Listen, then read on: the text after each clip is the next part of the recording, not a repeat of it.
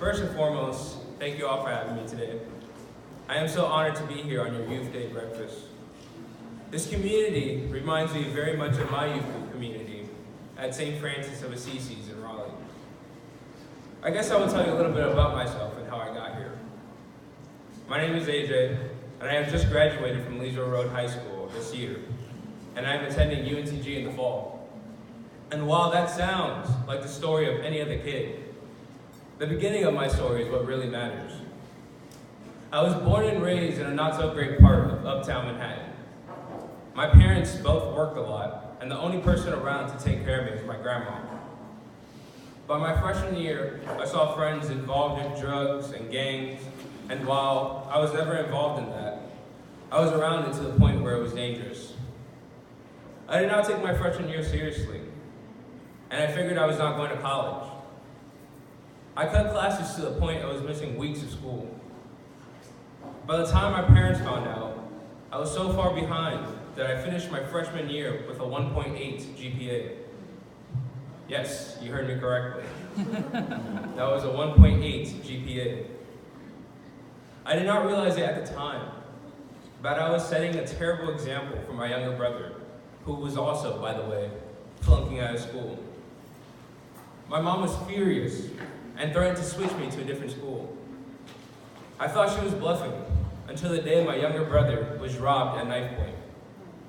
That was the day she had had enough and decided to send my younger brother and me to my aunt's and uncle's house in North Carolina. This part of my past was the catalyst.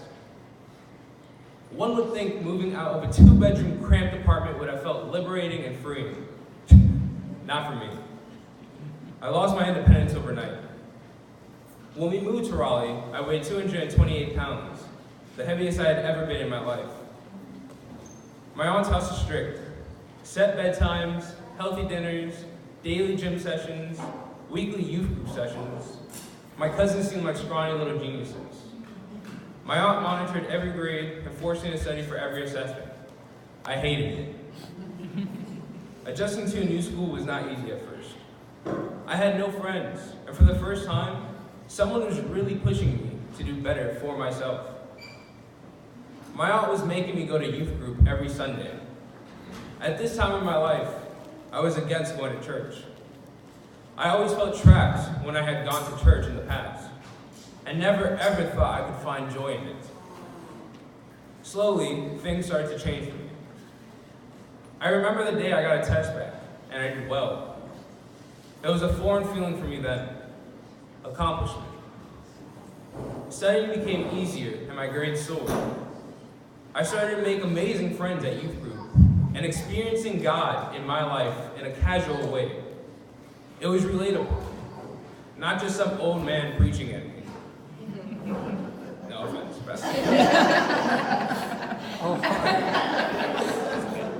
I felt moved.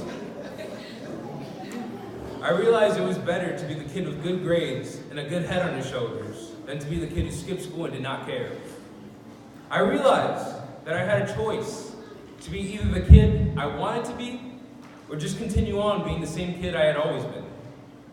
I realized that the only moment that I had for certain was the moment I was living in. So thanks to a healthy lifestyle, I dropped 60 pounds and was stronger and more active than ever.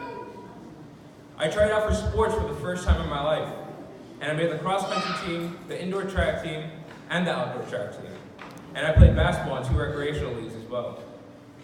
This year, I even received the honor of being elected the captain of the Leesville indoor track and field team.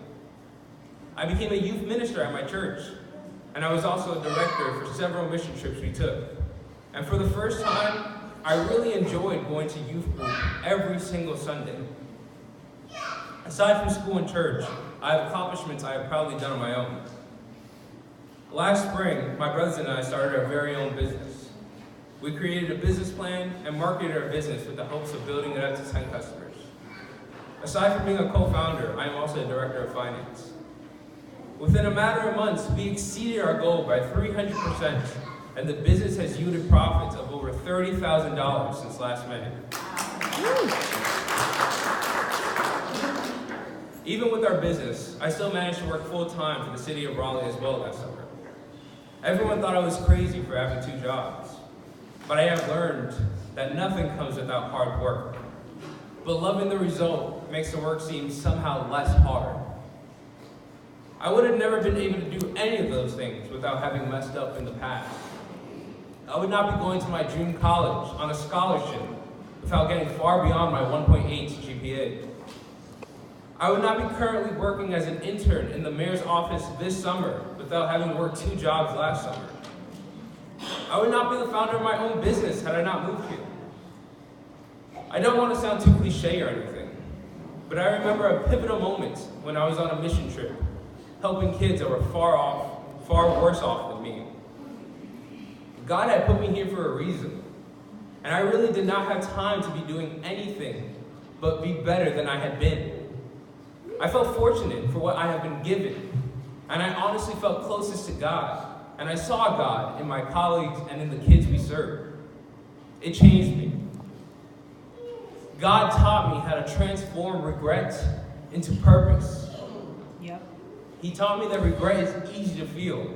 However, we should not ever regret our past. Those actions and those choices we made define who we are and who we want to be. If you are not proud of the choices you've made, then you have the power to change and become a better you. This is your moment, and it is the only moment that you have for certain. You can live it being the best you that you can possibly be, or you can live it being the same you that you have always been. I hope that when you are all off doing whatever it is that you do best, that you take a chance to live every moment with the intention of being the best you possible. As for me, I do not regret being the kid I once was, because had it not been for him, I would not be standing here sharing my story in front of all of you today. Thank you, amen. Amen.